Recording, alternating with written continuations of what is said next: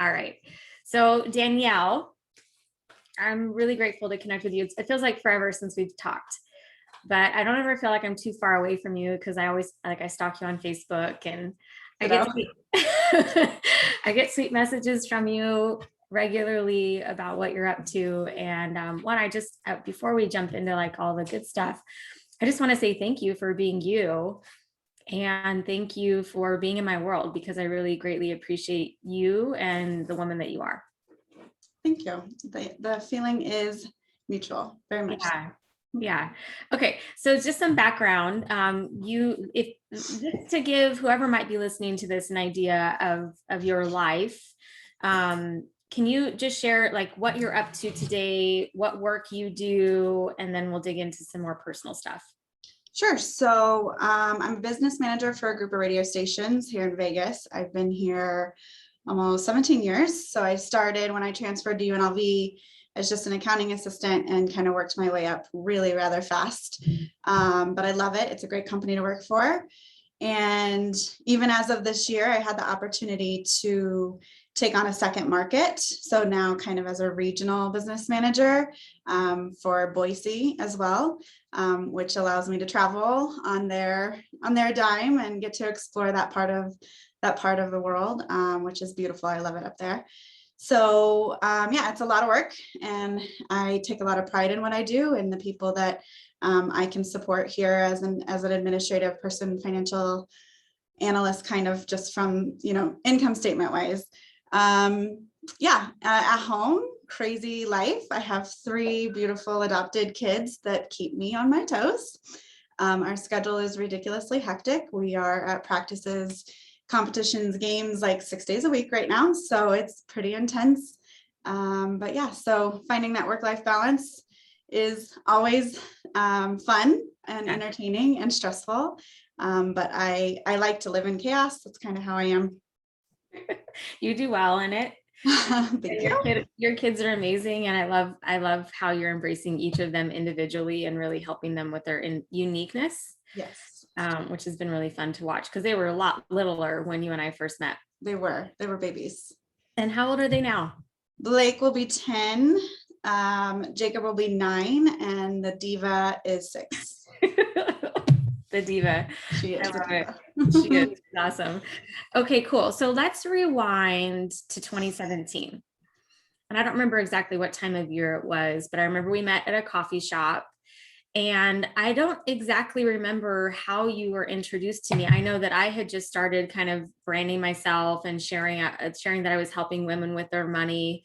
But if you could share what was going on for you, and then how did you hear about me to then prompt us scheduling a coffee date, essentially is what we did.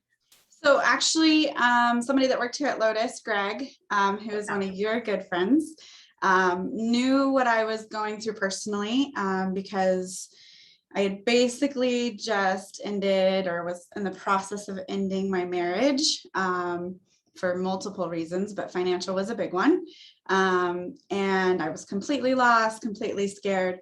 So I think when we first met, it was actually right before I moved out because I was like, what do I do? And I was a hot mess. And so we did that first coffee meeting, and as detail oriented and spreadsheet person as I am, I think we even dove deep that first meeting because you just wanted to take care of what was really weighing on my shoulders first before we did anything else. So just that level of comfort immediately is what you helped me have. And then just getting a plan together. And I think we sat there, a good couple hours and just developing a plan and what that looked like and what I really wanted, but what I could attain at the time. So yeah, it was all about getting out of the house that I was in with my ex and the kids. The opportunity I had to live with my parents who had just purchased a house, which, as a how old was I at the time? Let's see, over 30, moving back in with my parents and my 3 kids. That was scary, but I knew financially and emotionally it was probably the best decision for me. Yeah, I remember that first day, and there was a lot of emotion, and having right after that myself going through a divorce, how lonely it can feel and scary it can feel. And what I really loved about our first meeting together was I felt like you knew that you weren't alone. Yes, for Yeah. sure. Yeah. And putting that game plan together was then like, okay, well, here's the game plan, and helping, and money's so personal. Was it hard sharing your finance, like personal finances, with somebody else? I was definitely vulnerable, but at the same time, like when your marriage is falling apart and you're emotional about everything else, I was like, now's the time to get down to the nitty gritty if I'm legitimately starting over in all aspects of my life. So you were very comforting. I shed a lot of tears that meeting. And Sure. I said for a long time, like that first year that we worked together, you were just as much of a therapist to me. Maybe not consulting on my marriage, but definitely just helping me handle my feelings and thoughts and processes, not just about money, but the whole picture. You were really a part of that journey, and I'm forever grateful. Yeah, me That was a too. big step. That was big. Me too. So I know when we talk about spreadsheets, some people are like, oh my gosh, right? Like, I don't want to do a budget and all of that. And I know you're more numbers oriented because of the work that you do. But what are a couple of things that by just simply some of the simple structures that we created that really supported you through that first year, through those bigger transitions? I really think, even though I'm a spreadsheets person and I had my own budget, um, with the ex, there was so much debt and not knowing how to attack that at all, while still trying to now provide a whole new set of financial plans, paying rent to my parents and groceries on my own with my kids, and just all of that. And so really getting down to the nitty gritty on how to get that debt paid off very quickly. And I did have a couple of blessings along the way, like a IRS tax credit that came to us, that you just helped me really apply those correctly to make, that snowball effect kick in and really get that stuff paid down, especially anything that was joint. And I think that's what we focused on first before the divorce was finalized, because I wanted to make sure, because we did it on our own. It wasn't some big, scary, ugly divorce. So it was a matter of what's going to be equal and fair, and then how do we use that, get rid of that joint stuff first, and then I can focus on myself. Yeah. Yeah. And I know one thing that I was so impressed with and really it's still inspired by was your level of control, that once we put the systems and the plans into place. I think we created a spending account for you. Yeah. And you got organized around each paycheck and putting money where it needed to go, and you stuck to it. Was that hard? I mean, I was always emotional about money. I think what I was able to do is look at what I didn't have, because before we were struggling paycheck to paycheck, mountains of debt. You could barely pay the minimums and then not have enough. So you're literally deciding to pay your car payment versus having food or anything like that. So it was a newfound way of, okay, this is my money now. It's not shared money, it's my money. So what do I want?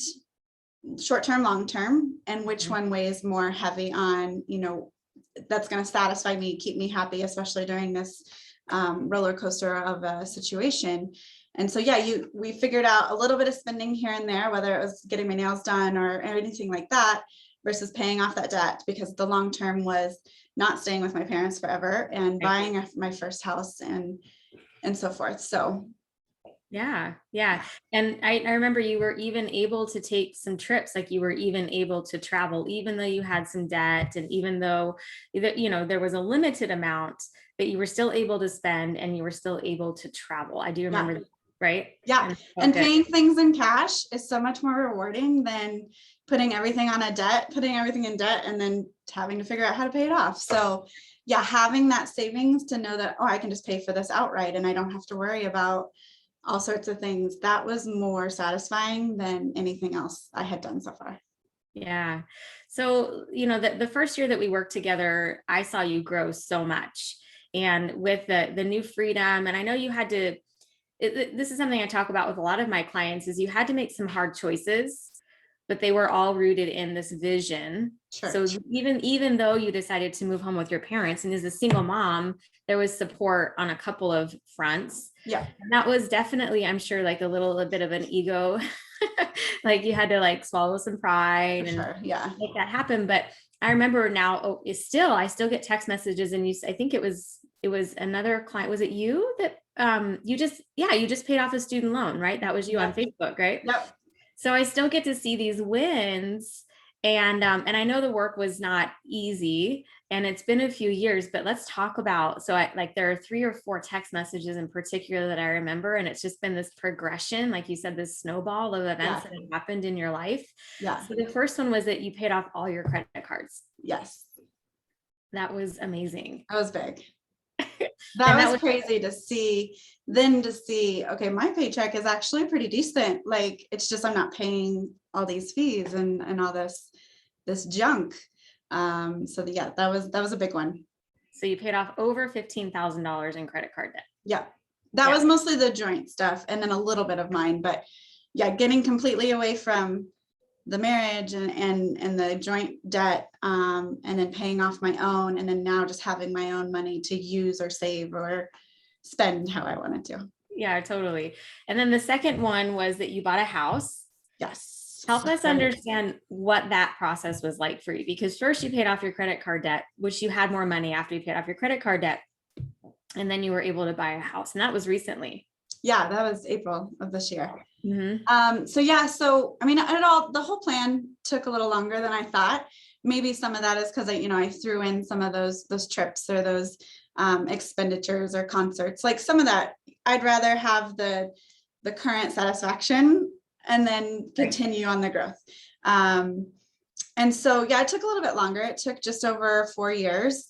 And the biggest part after paying off the debt was then getting the credit rating up.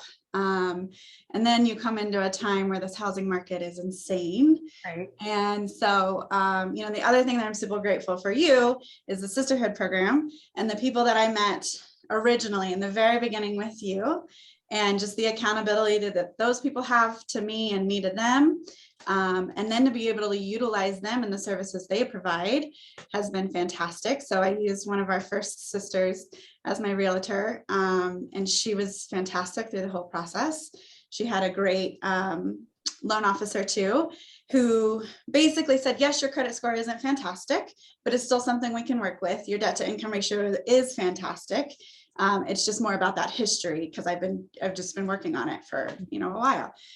And so the problem was losing out on offers just because of this market and people coming in with cash, and all of that blessing in disguise, because I found this adorable townhouse that I did not love at first, but I had enough money that I could take out of my 401k to help with startup costs and all that kind of stuff, closing costs. But since it was lower than what I had anticipated, I was able to actually use that to renovate, which is something I never thought I could do, and make this cute little townhouse exactly how I wanted it. So that was so much fun. It was perfect. I love the pantry door. Yes. I love it. Yeah. And you've been very open about your buying the house. And so like the Facebook stalking and stuff, I know we haven't personally had the conversation about it, but just watching you pull out and repaint and share that journey has been so much fun. Yes. And now that you've done it once, you can do it again, whatever that looks like, right? Yep. Well, and that's the other thing that I, really learned from you is how to diversify. That was a big one. And buying a house was always on that list. But even as I'm buying this one, it's only a 3-bedroom and there's 4 of us. So the boys are sharing, and one son is huge and the other one is tiny, but that's not going to last more than like 5 years. So my ultimate goal, even in buying this one and remodeling it the way that I wanted, is we may be here 5 years, but then it's going to be the perfect rental property. And so then I can buy bigger and still have that and diversify. Yes. Yes. And so like we met, we worked together for about a year and a half. and you've still continued on your path. And so, like I tell my clients, my goal is for the work that we do together become sustainable. Sure. And we just keep leveling up and keep growing and keep moving forward. So from diversifying to community to the simple strategies and tools that we started with, are there any of those pieces that you still use today to help you continue to move the ball forward? I mean, I think definitely that emotional connection was the biggest one for me. I remember you saying that net worth is not your self-worth. And that was a big one for me, because I would just always say, well, this is a reflection of who I am. This debt and this lifestyle that's terrible is a reflection of who I am. So keeping that in mind, and knowing that you will get there. It takes time, it takes work. It's not going to be exactly how you plan it out. But the reward is totally worth it. Whether it's the sacrifice or the time or the effort or the extra work hours or finding a second job. You know, you and I had talked about at some point, what could I do as a second job? So when I had this opportunity with Lotus, I kind of ran with it. I mean, it was totally my idea. They had no idea. They didn't see it coming, but especially post-COVID, like with people working at home. So now that I have that access to work from here every single day in Boise, I just saw it and I was like, this is awesome. This is going to increase my income, which is just going to help me reach those goals faster. So I don't think I would have had the confidence or the vision without all those fundamentals that you instilled. You know, and even now I will admit, after moving into the house, of course I wanted it perfect. And now I have some credit card debt because I bought some new furniture and that kind of stuff. So even now it haunts me every day that I should probably be taking your classes and starting again, because there's a whole new set of goals ahead. And I need to be grounded and reminded and, you know, just brought back down out of fantasy a little bit to see where reality can match those dreams. Yeah, because there's always another level. For sure. There's always another level. Yeah. So that's so cool, Danielle. Thank you for sharing that. When we think, so for what's next, that's what I wanted to talk about. So what I'm hearing you say is a rental property, which is diversification. You have to, sometimes we go back into credit card debt because I teach that debt is not really that bad as long as you're intentional with how you use it. Right. And that's a huge piece is, yeah, you're in credit card debt again, but now you have the tools and a way, like you can get back out of credit card debt. And then we're talking about what's next. So what do you see next? So buying another house for the kids. The kids are all going to be in school for another 8 to 10 years. Yep. You're growing in your company. You're making more money. What do you see? What are those bigger next things for you that you're working toward? I mean, definitely the bigger house. And then I need to start on their savings and college and car. And I've done really well, I think, about teaching them what I've learned from you, obviously scaled down to their level, but making sure that they understand the instant gratification versus the long-term goals. You know, whether they just want to buy Roblox because they want to buy something silly in this fantasy world versus saving for when we go on vacation and going on vacation. And just the fact that I can do all that myself. I never again want to combine incomes or debt with anyone. You know, there's possibly a new man in my life. So he's well supported himself, and he loves the fact that I want to be independent. And that's the way I always want to be, because I want to never have to rely on someone else to get where I'm going. Yeah. What's really cool is then you just do it together. Right. And you build together. Yeah. And you can have so much fun doing that. Yeah, for sure. Fun. It's exciting. It is exciting. I'm really excited for you. So my last question is, what would you say to, like, if we're talking about Danielle, because my goal is to have hundreds and hundreds of women who have walked their own journeys through starting with where they're at and then continuing to level up. What would you say to someone who is in your situation or today is where you were at 4 years ago? I would just say, take that leap of faith. I mean, I was broken and I was broke, and I had nowhere else to go but up, and just to rely on you and your team and your tribe, and the fact that for some reason, those people that come together are the people that are meant to be in that same position with you, and that I have lifelong friends with. And I feel like, just like you and I, like we're connected in that way, just because you're on that journey together. But it's the accountability, it's the support system you need, no matter how life-changing, you need to make a difference. But just take that leap of faith and just do it, and just be confident that you're going to have our back, and then the results will come. Yeah, totally. And Yeah. you're a perfect example of what doing the work looks like, and you're doing the work. And I'm so happy for you Thank you. and your kids. Thank you. You're glowing, and there's no more tears, and you're thriving. And I cannot wait to experience what's next from you. So thank you for being on this journey with me. And thank you for being willing to share your story. I know you were nervous. But I know that you inspire me daily, and I know you'll inspire other women to also get on their own path in their own way for living their best lives. And I think you're doing that. And I'm just so grateful for you. So thank you for sharing your story. You're welcome. And I'm here for what's next. Yes. Yes. Thank you. Yeah, we'll catch you next time. Okay, sounds good. Okay, thanks, Danielle. Thanks. Bye. Oh.